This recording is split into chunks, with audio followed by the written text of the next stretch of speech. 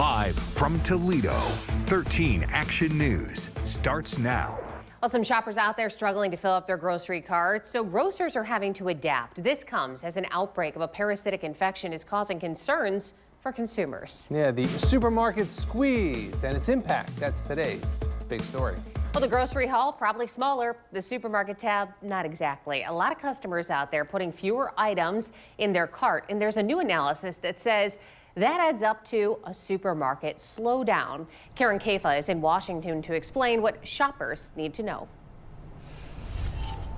Well, Tina, according to this new analysis by Bain & Company, the downturn in grocery sales is accelerating. And as grocery prices have climbed over the last 9 years, one economist tells me that consumers and retailers have had different ways of handling it. Grocery carts are getting lighter. Grocery stores have started to realize that they're seeing drops in their sales and their unit sales. And so I think they're really finally realizing that they need to do something different. An analysis by Bain & Company points to a nearly 2% drop in grocery unit sales over the last year. Bain says higher prices are one reason, a trend that food industry analyst Phil Lempert doesn't expect to reverse soon. We've got climate change that's affecting our growing conditions. We've got the tariffs. We've got the war in Iran that's affecting fertilizer and diesel fuel. Households are also grappling with higher gas prices, and Bain says there's been a drop-off in households receiving federal food benefits.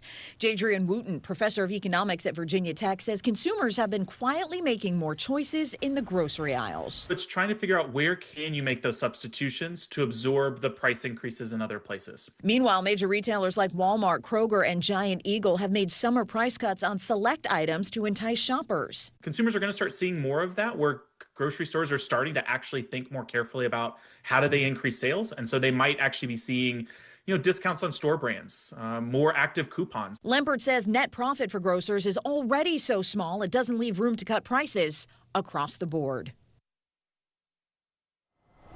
And every little discount counts right now, especially because consumers aren't expected to see relief at the supermarket this year. The Department of Agriculture projects a 3.2% price increase across all food prices in 2026. Tina?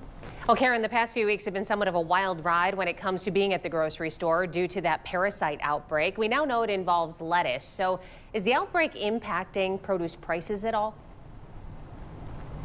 Yeah, Tina, this is something that could go either way because obviously it's going to be based on supply and demand and literally consumers' appetite for lettuce once this sorts out. And lettuce prices were already up about 30% over last year because of extreme weather, some issues with crops. So they were already priced higher. Now, if the lettuce outbreak continues to constrict supply and put fewer items on the shelves, that, of course, with the same demand would drive the price up.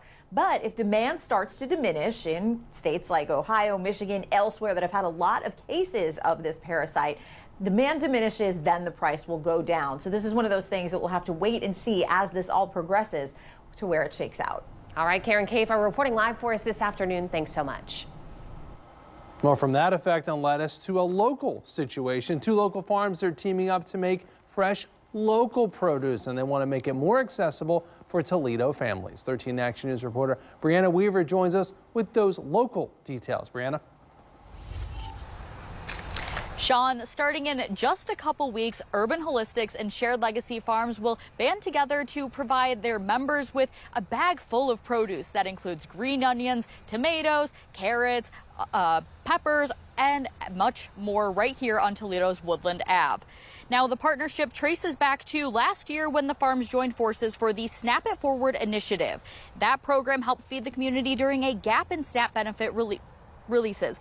Now, the 2 farms are launching Farmer's Bag Toledo, and Urban Holistics Executive Director Sonia Flunder McNair says the timing couldn't be better. With cyclosporiasis cases continuing to spread, she says knowing exactly where your food comes from has never been more important.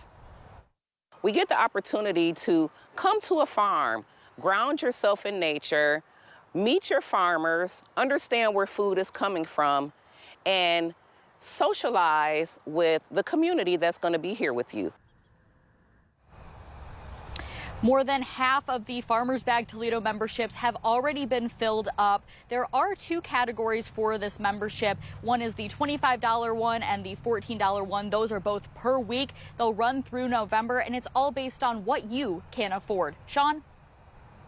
Brianna, thank you. Speaking of cyclosporiasis, here are the latest numbers that we are seeing from the Toledo-Lucas County Health Department. And Lucas County, again, over 1,000 cases, 1,044. Northwest Ohio, that's an 18-county area. They are close to 2,300. To keep track of those numbers for yourself, if you'd like to, check out 13abc.com. Well, that cyclosporiasis hotline on the health department's website is a recent addition. Leaders with the agency saying they launched it on Monday. It was in response to all the questions they were getting about the parasitic illness. The hotline aims to answer questions surrounding the parasite and how you can prevent infections. Calls will be answered from 9 to 3, Monday through Friday. You can also leave a message after hours, and volunteers with medical backgrounds will get back to you. For the last few weeks, departments across the agency were fielding calls, which then prompted them to create this centralized hotline. We want to make sure that the information that we are giving out is correct, is consistent, and that the message is essentially the same. So we're not getting conflicting responses. Now, at the beginning of June, before the hotline started, most of the questions were centered around symptoms and early signs of illness. Now, leaders with the agency tell us most callers want answers about test results and how they can report them. If you're calling on a smartphone, you might want to check how those grocers we mentioned earlier are using your data. Some businesses are using consumers' personal details to set up individual prices for the shoppers. It's called surveillance pricing. Retailers determine what to charge you based on information about your internet browsing history, maybe where you live, or what you've paid for similar goods in the past.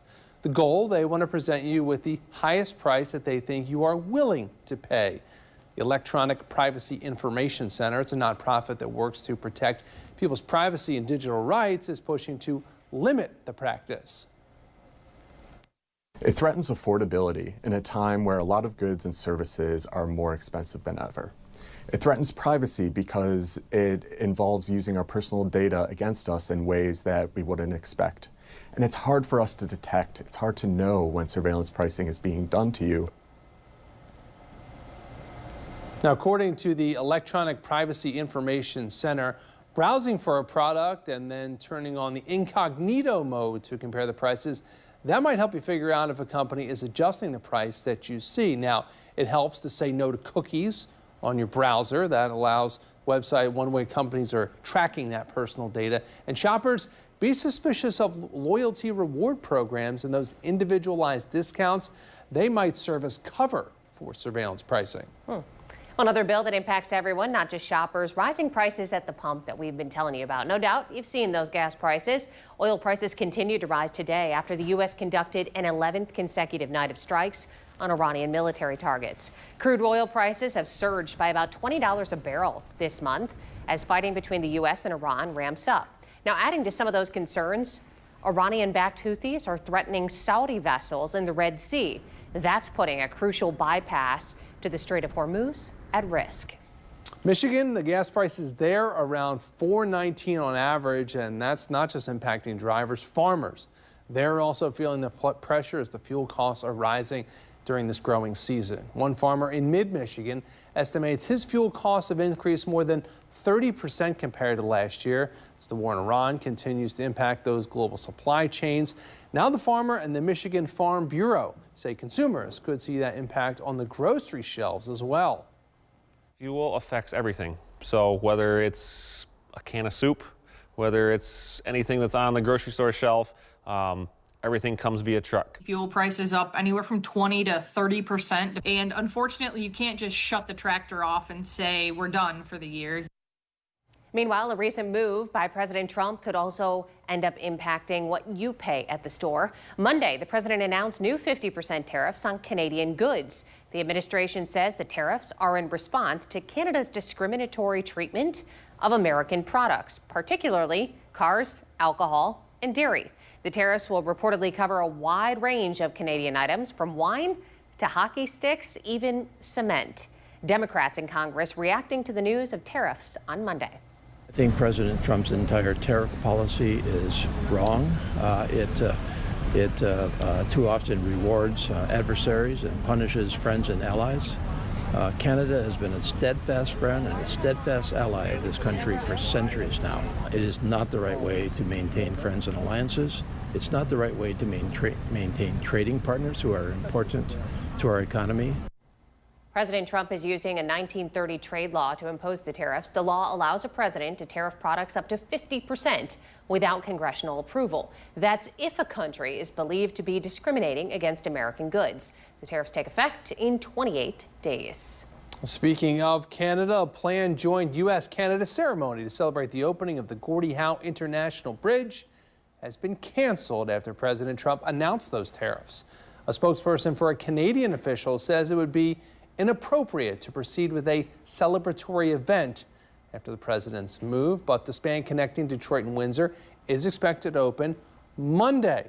Local leaders say they have been waiting for this bridge to open. It'll bring economic traffic, it is believed, to come down here to Northwest Ohio. The Gordie Howe Bridge is going to open up trade opportunities that it's hard to even conceive of here in Toledo. It's going to directly benefit our economy. Canada financed more than $4 billion of the project, which had been under construction since 2018.